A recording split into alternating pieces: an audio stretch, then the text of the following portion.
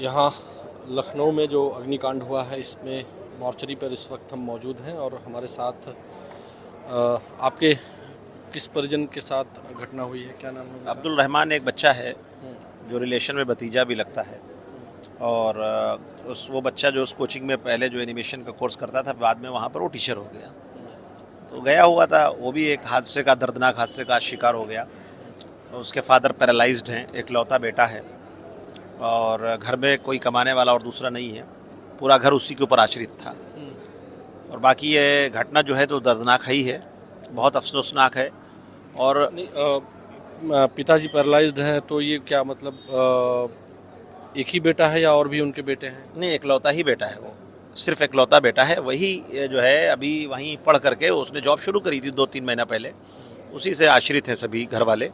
और फादर ज़्यादा जो है चलने फिरने में माजूर है। और बाकी फैमिली इस वक्त काफ़ी तकलीफ़ में है और जो एक घटना हुई है ये भी बहुत तकलीफ़देह है। फादर यहाँ आ नहीं पाए हैं? नहीं, वो नहीं आ पाए। चाचा हैं, हम लोग हैं, उनके सभी लोग रिलेशन के लोग हैं, ये सब आए हुए हैं और उनके इस गम में शामिल हैं। अच्छा, आप चाचा हैं? जी। आपका भतीजा यहाँ कितने साल का था? हमारा भतीजा 22 साल का था और सब कुछ इसी पे निर्भर था, पूरा घर इसी पे निर्भर था। अभी 2 महीने पहले ही इसने यहीं पढ़ाई की और यहीं से जॉब करना शुरू कर दी। रहने वाले सर कहाँ के हैं? जी, हम चौपटियों के रहने वाले हैं। गांव हमारा हेमरापुर है, मगर हम लोग यहीं चौपटियों लखनऊ में मलियाबाद। जी, मलियाबाद। अच्छा, तो यहाँ से आप कभी उस जगह पे गए थे जहाँ ये घटना हुई है?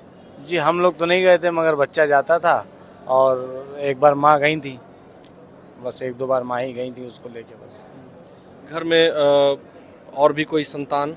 नहीं, इकलौता लड़का था, एक बहन थी। अभी 4 महीने 3 महीने पहले उसकी शादी हो गई। सब कुछ कमाने दमाने का जो भी जरिया था वो यही बच्चा था, इसके अलावा और कोई जरिया नहीं। यानी बुढ़ापे की लाठी चली गई? जी, चली गई। सरकार से हमारी ये उम्मीद है कि जितने भी बच्चे आज इस हादसे का शिकार हुए हैं, हमारी सरकार से सिर्फ इतनी कहावत है कि जितनी भी ऐसी बिल्डिंगें होती हैं जिनका दूसरा रास्ता नहीं होता है, जिनकी बिल्डिंगों के आगे ट्रांसफार्मर रखा होता है या लाइन खुली हुई होती है, इन सब पर प्रतिबंध लगे और इनकी बिल्डिंगों की सही से जांच हो।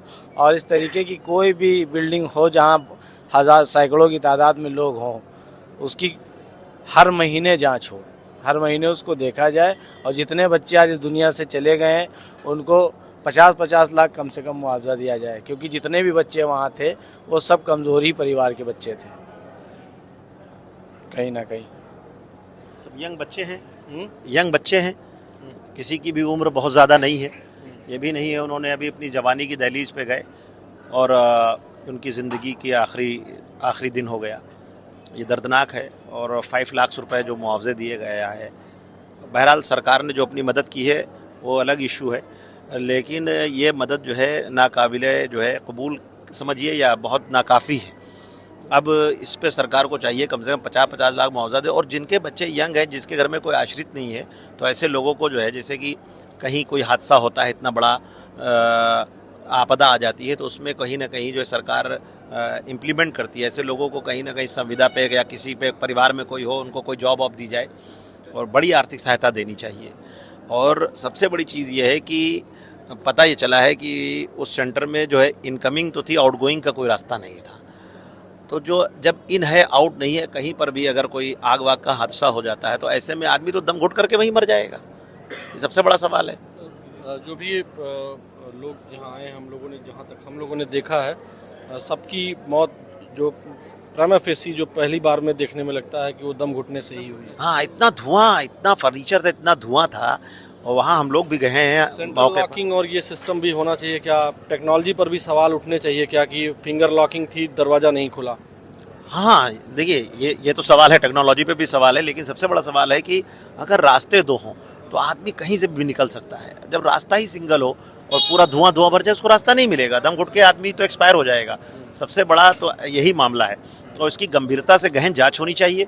और आग लगी क्यों, आग का कारण क्या था, ये अच्छा, पता है। आपसे अब ये सेंट्रल लॉकिंग या इस तरह की जो फिंगर प्रिंट लॉकिंग होती है, ये डेंजरस हो गया? जी, हादसे को देखते हुए तो बहुत डेंजरस हो गया। अगर ये सब चीज़ें, अगर कहीं कुछ भी खुला होता, विंडोज़ खुली होती, जैसे अभी दिल्ली में एक कांड हुआ था अग्नि का, तो लोगों ने अपने डाल दिए थे, सब बच्चे बच गए थे, गद्दे टाइप में डाल दिए थे, बच्चे कूद गए थे। इस तरीके का कुछ नहीं, हमने वीडियो देखी तो हमें खुद नहीं पता था कि मेरा भतीजा भी यहाँ पे है। जो वीडियो देखी, जो बच्चा गिरा है तो वो सीधे रेलिंग पे गिरा है, जिसकी वजह से जो भी बच्चा गिरा है वो नहीं पता, उसकी कमर की या रीढ़ की हड्डी तो टूट गई होगी। और इतना स्पेस ऊंचा बनाया हो, कम से कम 1 मंजिल होना चाहिए, वो 1.5 मंजिल समथिंग स्पेस है। बच्चा अगर कोई कूद भी रहा है तब भी दिक्कत हो रही है, जो बच्चा नीचे फान भी रहा है वो भी नहीं बचा होगा, दरवाजे भी लॉक कर। ये दुख है, ये दर्द है, और इस घटना ने बहुत परिवार उजाड़े हैं, बहुत परिवारों को दर्द दिया है, और ये भी एक कहानी है बनकर न रह जाए, क्योंकि इस पर कार्रवाई तो शुरू हो चुकी है, लेकिन मजबूत कार्रवाई, उसके बाद आगे के रास्ते को तय किया जाए कि ऐसी दोबारा घटना न हो, जिससे किसी परिवार को इस तरह से दुखद स्थिति में जाना पड़े। लखनऊ से न्यूज़ 18 के लिए आलोक शुक्ल।